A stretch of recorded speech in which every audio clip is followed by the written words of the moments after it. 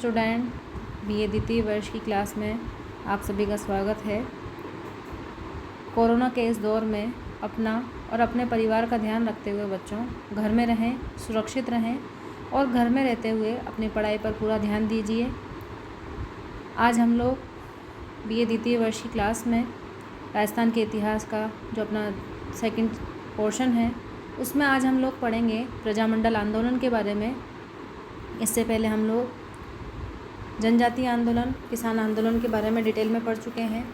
बच्चों, ये टॉपिक ऐसे हैं जो आगे जितने भी प्रतियोगी परीक्षाएं होती हैं, प्रतियोगी परीक्षाएं, उनमें इन टॉपिक से संबंधित कई प्रकार के क्वेश्चन आपसे पूछे जाते हैं।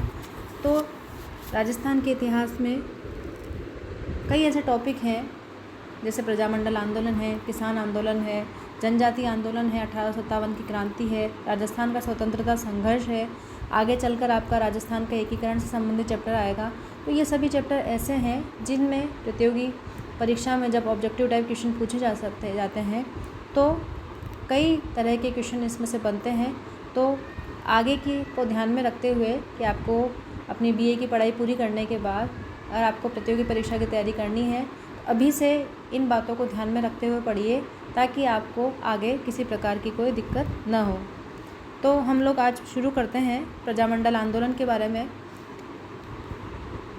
सबसे पहले इस आंदोलन को पढ़ने से पहले मैं आपको ये बताना चाहूँगी कि राजस्थान की विभिन्न रियासतों में प्रजामंडल आंदोलन का जब प्रारंभ हुआ तो उस समय से पूर्व राजस्थान का किस तरह का राजनीतिक परिवेश था, क्या राजनीतिक माहौल था, स्वतंत्रता संघर्ष की क्या स्थिति थी, वो सब समझना ज़रूरी है। तभी हम लोग प्रजामंडल आंदोलन को सही ढंग से समझ पाएंगे। यदि हम राजस्थान की बात करें तो अखिल भारतीय स्तर पर जो स्वतंत्रता संघर्ष चल रहा था ब्रिटिश शासन के विरोध में, इसके बारे में हम पढ़ते आए हैं। तो स्वतंत्रता संघर्ष की जो गतिविधियां चल रही थी उसका प्रभाव राजस्थान पर भी पड़ा। चाहे हम 1857 की क्रांति में लें, राजस्थान के विभिन्न क्षेत्रों में अंग्रेज़ों के विरोध में सैनिकों ने अपनी गतिविधियां की। इसके बाद स्वतंत्रता संघर्ष की जो विभिन्न गतिविधियां रहीं उसका प्रभाव राजस्थान के विभिन्न क्षेत्रों पर पड़ा। दयानंद सरस्वती, स्वामी विवेकानंद, विजय सिंह पथिक, गोविंद गुरु आदि कई ऐसे नेता थे जिन्होंने राजस्थान में अपने प्रयासों से यहाँ के लोगों को जागरूक किया, यहाँ के लोगों में राजनीतिक चेतना, राष्ट्रीय चेतना को उत्पन्न करने का कार्य किया। यह वह दौर था जब भारत में अंग्रेजी शासन तो स्थापित हुआ ही था और अंग्रेज़ों की प्रशासनिक नीतियाँ भारतीय क्षेत्रों में लागू की जा रही थी। साथ ही इस समय अंग्रेजी शिक्षा का भी प्रचार हो रहा था। अंग्रेजी शिक्षा की विभिन्न संस्थाएं स्थापित हुई थी, तो इसका प्रभाव युवा वर्ग पर पड़ा। तो अंग्रेजी शिक्षा के प्रयास के फलस्वरूप और ब्रिटिश सरकार की जो नीतियां थी और राजस्थान के अनेक शासकों के ब्रिटिश सहयोगी रवैये के कारण यहाँ पर आम जनता और साथ ही यहाँ के जो स्थानीय नेता थे उनमें आक्रोश की भावना थी ब्रिटिश शासन के प्रति, यहाँ के स्थानीय शासकों के प्रति। तो उस आक्रोश को समझते हुए राजस्थान के अनेक कवियों और समाज सुधारकों ने अपने पत्र और पत्रिकाओं के माध्यम से ये प्रयास किया कि लोगों में जागृति पैदा हो सके। जो देशी रियासतों के विभिन्न में रहने वाले लोग हैं वो अपनी संस्कृति को पहचाने, जो वहाँ के शासक अंग्रेज़ों के साथ मिलकर विभिन्न गतिविधियों को संचालित कर रहे हैं उनको समझ सकें, अपने अधिकारों की प्राप्ति के लिए प्रयास कर सकें। इस तरह से इन पत्रिकाओं, समाचार पत्रों और राष्ट्रवादी नेताओं के प्रयासों से इस दौरान राजस्थान सेवा संघ, सेवा समिति, संप सभा, अखिल भारतीय देशी राज्य लोक परिषद जैसी राजनीतिक संस्थाओं की स्थापना भी हुई जिन्होंने राजनीतिक चेतना को जागृत करने में एक महत्वपूर्ण भूमिका अदा की। और इन सभी सम्मिलित प्रयासों का प्रभाव यह हुआ बच्चों कि राजस्थान में प्रजामंडल आंदोलन का प्रारंभ हुआ, प्रजामंडलों की स्थापना हुई विभिन्न रियासतों में। 1920 से पूर्व की यदि स्थिति को देखा जाए स्वतंत्रता संघर्ष के संदर्भ में, तो राजस्थान का जो स्वतंत्रता आंदोलन था वो राजनीतिक लक्ष्यों से विहीन था। कोई राजनीतिक स्पष्ट लक्ष्य नहीं था कि हमें किस प्रकार कार्य करना है। इसी दौरान 1927 में all India states people conference, जिसे अखिल भारतीय देशी राज्य लोक परिषद कहा जाता है, ध्यान रखिएगा, 1927 में all India states people conference, अखिल भारतीय देशी राज्य लोक परिषद, जो आपसे ऑब्जेक्टिव में पूछा जा सकता है, की स्थापना हुई। इससे क्या हुआ कि जब ये संगठन स्थापित हुआ तो जो स्वतंत्रता संघर्ष अभी तक लक्ष्य विहीन था उसको एक मंच मिला। यहाँ के जो स्थानीय नेता थे राजस्थान के, उनको अपनी बातों को प्रस्तुत करने का एक मंच मिला, जहाँ से वह अपनी बात को देश के सामने प्रस्तुत कर सकते थे। इस परिषद की स्थानीय इकाइयों को ही प्रजामंडल, प्रजा परिषद और लोक परिषद जैसे विभिन्न नामों से पुकारा गया। 1918 के बाद विजय सिंह पथिक, जमनालाल बजाज और गणेश शंकर विद्यार्थी जैसे नेताओं के प्रयासों से उन राजपूताना मध्य भारत सभा की स्थापना हुई। ध्यान दीजिए, नोट करिए इसको, राजपूताना मध्य भारत सभा की स्थापना 1918 में के बाद। और इसमें कौन कौन से व्यक्ति जुड़े हुए थे इससे? विजय सिंह पथिक, जमनालाल बजाज, गणेश शंकर विद्यार्थी जैसे व्यक्तित्व से जुड़े हुए थे। इस संस्था का प्रभाव यह हुआ कि इस संस्था ने कांग्रेस पर दबाव डाला, कांग्रेस के साथ सहयोगी रुख अपनाते हुए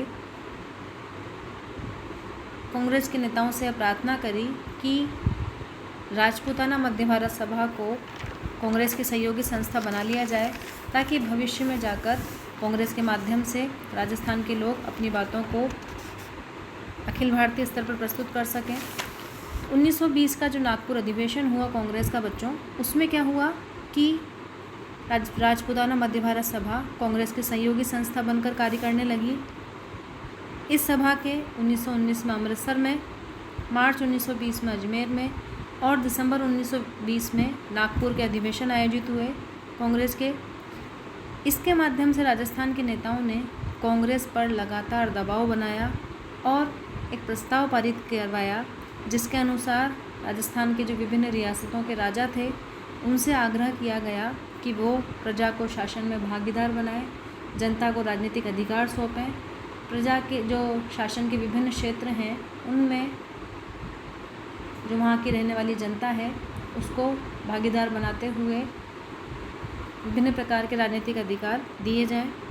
इस तरह से जनता राजनीतिक स्तर पर जागृत हुई। इसी प्रकार आगे चलकर राजनीतिक चेतना के प्रसार के लिए 22 अक्टूबर 1920 को वर्धा से राजस्थान केसरी, ध्यान दीजिएगा, 22 अक्टूबर 1920 को वर्धा से राजस्थान केसरी समाचार पत्र निकाला गया। इसको ध्यान रख के नोट करिए। विजय सिंह पथिक इसके संपादक थे, रामनारायण चौधरी इसके सह संपादक थे और इस समाचार पत्र के संपादन में जमनालाल बजाज जैसे व्यक्तित्व ने इसमें आर्थिक सहयोग दिया। एक चीज़ और ध्यान रखना बच्चों इसमें कि राजस्थान केसरी समाचार पत्र राजस्थानी लोगों द्वारा प्रकाशित पहला समाचार पत्र था। ये भी पूछा जा सकता है आपसे ऑब्जेक्टिव टाइप क्वेश्चन में। इसके बाद राजनीतिक चेतना को जागृत करने के लिए ही 1920 में नवीन राजस्थान, जिसे बाद में जिसका नाम बदलकर तरुण राजस्थान कर दिया गया, इसका प्रकाशन अजमेर से हुआ और इसके संपादन में पथिक, शोभालाल गुप्त, रामनारायण चौधरी, जय नारायण व्यास जैसे लोगों का महत्वपूर्ण योगदान रहा कि प्रयासों से राजस्थान के लोगों में जन जागृति पैदा करने में महत्वपूर्ण भूमिका निभाई। 1920 के बाद कुछ ऐसा घटनाक्रम हुआ कि राजपूताना जो मध्य भारत सभा थी वो निष्क्रिय हो गई। इसी दौरान 1919 में वर्धा में ये प्रयास हो रहे थे कि एक नए राजनीतिक संगठन की स्थापना की जाए। तो 1919 में राजस्थान में विजय सिंह पथिक, रामनारायण चौधरी, हरिभाई किंकर के प्रयासों से राजस्थान सेवा संघ की स्थापना, ध्यान दीजिएगा, 1919 में वर्धा में विजय सिंह पथिक, रामनारायण चौधरी, हरिभाई किंकर के प्रयासों से राजस्थान सेवा संघ की स्थापना हुई। VRH ऐसे ध्यान रखिएगा, V से विजय सिंह पथिक, R से रामनारायण चौधरी और S से हरिभाई किंकर किसकी स्थापना करी? राजस्थान सेवा संघ की। इस संस्था की प्रमुख भूमिका क्या रही? इन्होंने राजस्थान के विभिन्न क्षेत्रों में शाखाएं स्थापित करी राज्यों में, और बिजोलिया, बेगू जैसी किसान आंदोलनों में, जनजातीय आंदोलन में अपनी सक्रिय भूमिका निभाई। लेकिन 1924 के बाद जब विजय सिंह पथिक को मेवाड़ राज्य के द्वारा कारावास की सज़ा दी गई, तो कुछ ऐसा घटनाक्रम हुआ कि आपसी गतिरोध के कारण 1928-1929 तक राजस्थान सेवा संघ प्रभावहीन हो गया, इसका प्रभाव कम होने लगा। इस तरह से बच्चों हम देखते हैं कि 1920 के बाद 1920 का दशक था, उसके बाद राजस्थान में स्वतंत्रता आंदोलन में सक्रियता आई। विभिन्न संस्थाओं की स्थापना से राजनीतिक चेतना जागृत हुई और राजस्थान की आम जनता, विशेषकर युवा वर्ग में आत्मविश्वास की भावना पैदा हुई। 1920 में प्रारंभ हुए असहयोग आंदोलन में भंवरलाल सर्राफ, जमनालाल बजाज जैसे राजस्थान के नेताओं ने आम जनता को भी आंदोलन में भागीदार बनाने का प्रयास किया। लेकिन इसी दौरान जो स्वतंत्रता संघर्ष था राजस्थान का, उसका एक नकारात्मक पक्ष यह रहा कि प्रथम विश्व युद्ध के दौरान और विभिन्न आंदोलन के दौरान, असहयोग आंदोलन, उसके बाद जितनी भी गतिविधियां रही, अधिकांश जो शासक थे यहाँ के रियासतों के, वो ब्रिटिश शासन के पक्ष में रहे। वो ब्रिटिश शासन पर पूरी तरह आश्रित हो गए थे और इसी दौरान ब्रिटिश सरकार भी सक्रिय रही कि राजनीतिक जो आंदोलन सक्रिय हो रहा है राजस्थान में, इसको दबाने के लिए अधिकांश राज्यों में, राजस्थान के जो राज्य थे, देशी रियासतें थीं, उनमें अंग्रेजी मंत्रियों की नियुक्ति की जाए और प्रशासन के क्षेत्रों पर अंग्रेज अधिकारियों को या फिर जो उनके प्रति विश्वास पात्र थे अंग्रेज़ों के प्रति, उनको नियुक्त करके अंग्रेज़ों का हस्तक्षेप दिनों दिन बढ़ाया जाए और राजनीतिक आंदोलन को निष्क्रिय किया जाए।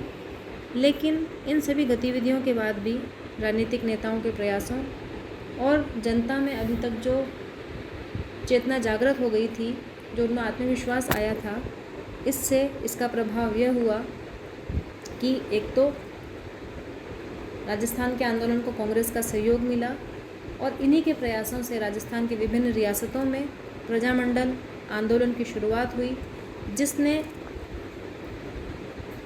अपनी गतिविधियों के माध्यम से जनता के हितों के लिए कार्य किया, उनको राजनीतिक अधिकार प्राप्त कराने के लिए प्रयास किए और जनता को जागृत करके अपनी सभ्यता और संस्कृति से परिचित कराया और विभिन्न प्रकार की सकारात्मक गतिविधियों का संचालन किया। इस तरह से बच्चों हमने देखा कि किस तरह से प्रजामंडल आंदोलन के पूर्व राजस्थान में राजनीतिक स्थिति थी। अब हम लोग पढ़ेंगे कि राजस्थान के विभिन्न राज्यों जैसे बीकानेर, जोधपुर, कोटा, झालावाड़, जयपुर आदि में प्रजामंडल आंदोलन की क्या गतिविधियां रही, किस प्रकार से संचालित रहे, ये सब हम लोग आगे की क्लास में पढ़ेंगे। तो आज जो हमने पढ़ाया वो चीज़ ध्यान रखिएगा ऑब्जेक्टिव टाइप क्वेश्चन के लिए। राजपूताना मध्य भारत सभा की स्थापना कब हुई? राजस्थान देशी राज्य लोक परिषद की स्थापना किसने करी, किन वर्षों में हुई? राजस्थान सेवा संघ की स्थापना में किन की भूमिका रही, किस वर्ष में हुई? राजस्थान केसरी, तरुण राजस्थान, नवीन राजस्थान जैसे समाचार पत्रों का संपादन किन वर्षों में हुआ और इनमें इनके संपादन में किस किस की भूमिका रही? इनको आगे की प्रतियोगी परीक्षाओं के लिए तैयार करिए और इनको एक कॉपी में नोट करते जाइए। आगे के बारे में हम लोग अगली क्लास में पढ़ेंगे। धन्यवाद।